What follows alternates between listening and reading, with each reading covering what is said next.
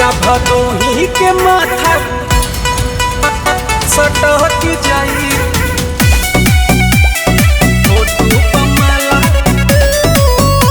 लटक जाई।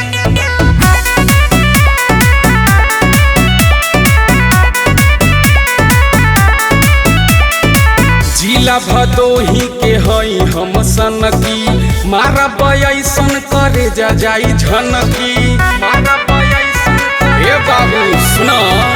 जिला भदोही के हई हम सनकी मारा बयसन करे जा जाई झनकी। दुनिया से नाम बाबू सोन तोरे कहत जाई। जिला भदोही के माथा सटक जाई तोरा फोटू पमाला लटक जाई। जिला भदोही के माथा सटक जाई तोरा फोटो पमाला लटक जाई। जिला भदोही के माथा सटक जाई।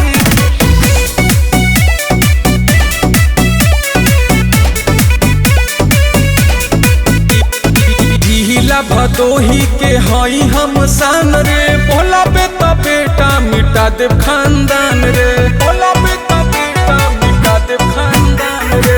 जिला भदोही के हई हम सान रे बोला बे तो बेटा मिटा दे खानदान रे।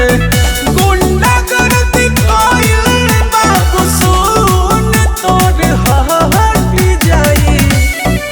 जिला भदोही के माथा सटक जाई तोरा फोटू पमाला लटक जाई। जिला भदोही के माथा सटक जाई तोरा फोटो पमाला लटक जाई।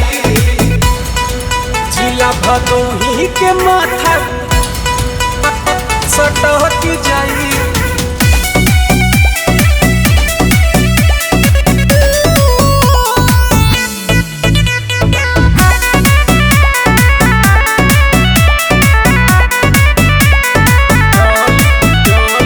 चहली त लोगवा कहेला सवा शेर रे तोरा लेखा मऊगा आइले गइले ढेर रे तोरा लेखा मऊगा आइले गइले ढेर रे। चहली त लोगवा कहेला सवा शेर रे तोरा लेखा मऊगा आइले गइले ढेर रे। मंसूरी दीवाना रे के सांस लागे सहट जाई। जिला भदोही के माथा सटक